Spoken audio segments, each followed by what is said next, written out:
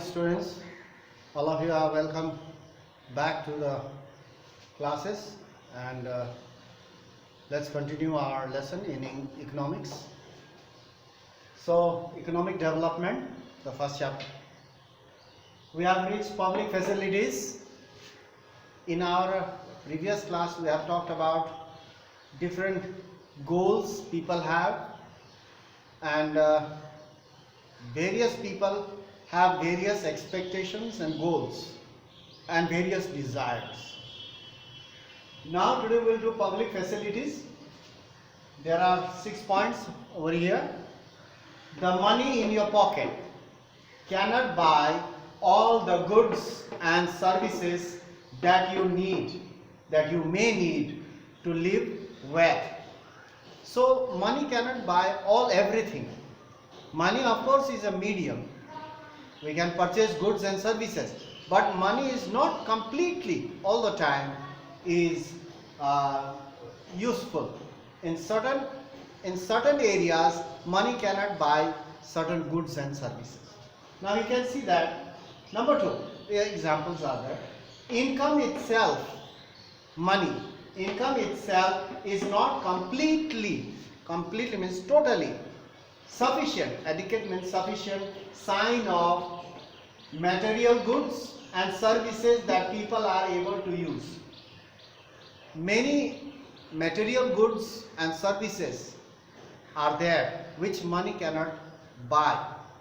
We must not think always that money is everything. Money is not everything. There are other goals. People, apart from money, people have various other goals.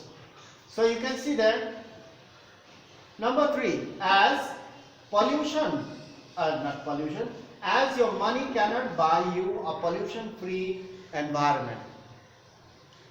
See the environment is polluted, but your money cannot buy you a pollution-free environment or provide you unadulterated medicines. In the market you will find lot of things, they are adulterated, they are mixed with other foreign substances.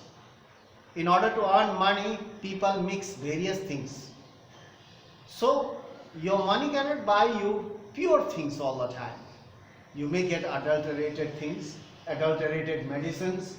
Money cannot buy you a pollution-free environment. So you see, money may also not be able to protect you from infectious diseases unless the whole of your community takes preventive measures.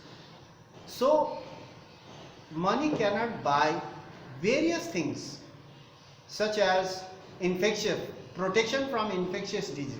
You may protect yourself from infectious diseases by purchasing medicine, but if your surroundings are dirty, if other people do not take any preventive measures, so naturally ultimately you will also get the diseases, your sickness. So in this way, money may not be able to protect you from infectious diseases until and unless the whole of your community or the surrounding takes preventive measures or steps. Then only you will remain safe.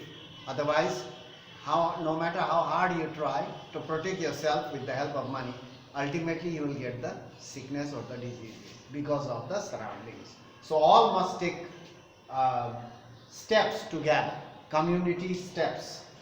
The best and the cheapest way is to provide goods and services collectively. So the best way is to provide goods and services collectively.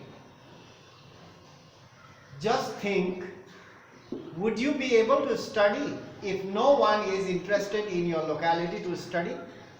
No, you won't be able to study. Because in your locality, suppose you are the only one to study or go to school. Other children do not go to school or they are not interested. Would you be able to study? No. When you come back from school, all the children are playing. You also want to play.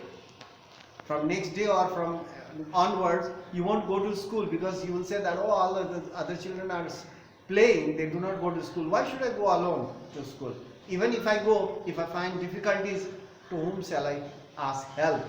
Because nobody is educated in that locality. So you see that, just think, would you be able to study if no one is interested in your locality in studying or to study? No. This is one example. Another example. In a village, if every house keeps one watchman, it's very expensive. Instead, all the houses combined together keep one or two watchmen. That will be much cheaper. Community, collectively, that's much cheaper than individually kept watchmen. So in this way, various things can be done collectively, so it becomes cheaper. So you see that money is not the only thing that people have in their mind. There are other various things, other goals. So that's why it is rightly said, money in your pocket cannot buy all the goods and services you may need to live well. So you see that in our next class we'll talk about some more about this economics. So go through it properly, read the chapter as well. I hope you have understood what it means.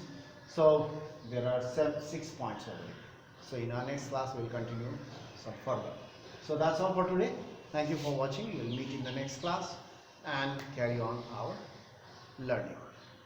That's all for today. Thank you very much.